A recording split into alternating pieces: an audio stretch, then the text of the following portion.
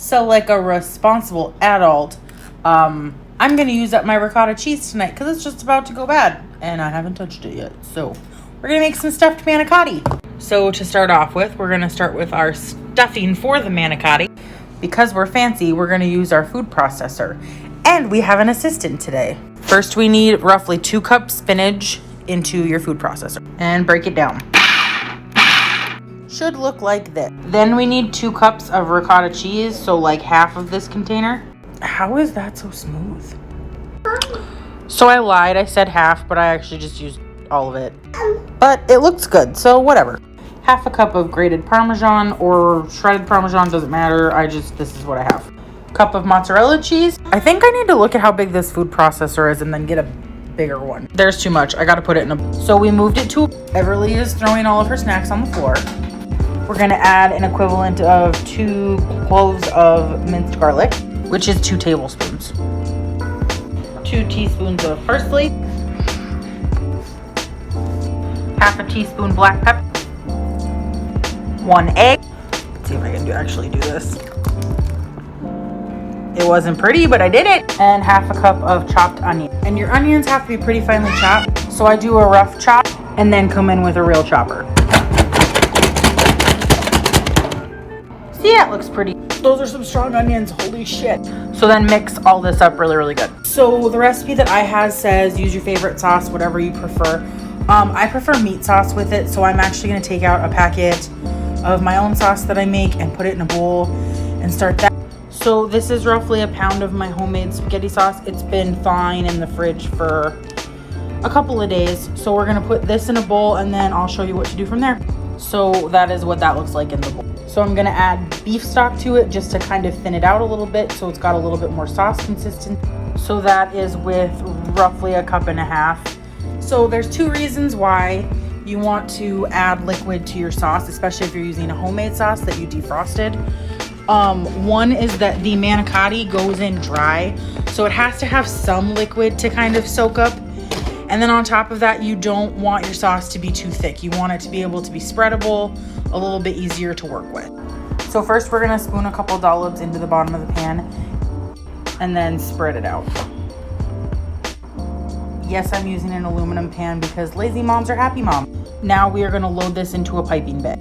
Spinach mix in your piping bag. So make sure your piping bag has a fairly large hole because there are gonna be chunks of spinach that come out, and you wanna start by putting it in one side, starting in the middle, and just kind of swirling it until you get it out to the edge, and then flip it and do the same thing on the other side, and it'll fill really nicely. And then you just set it in your pan.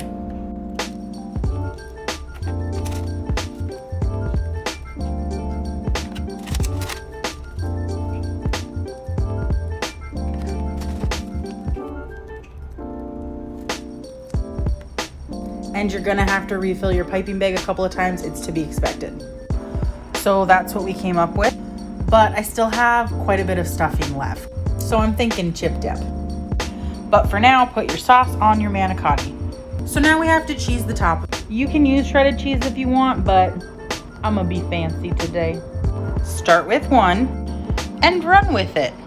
I think it looks pretty dang good. And then we are gonna bake at 350 for 45 to an hour. Beautiful. We're at roughly about an hour.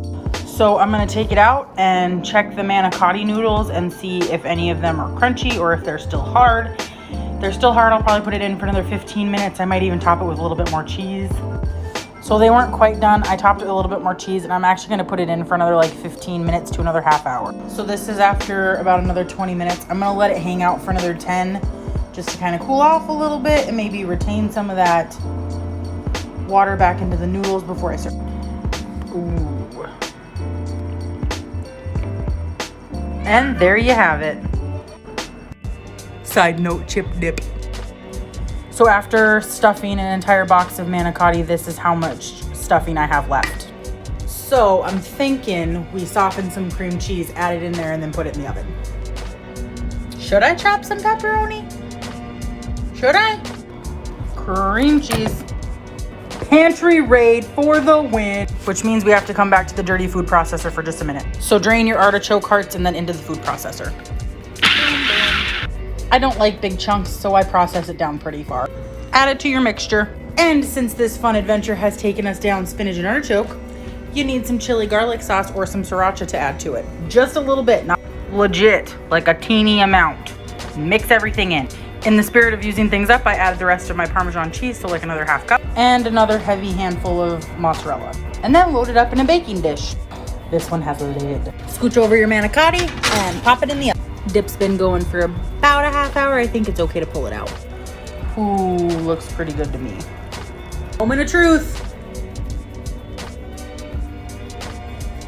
That looks really good. Oh my God, that's good.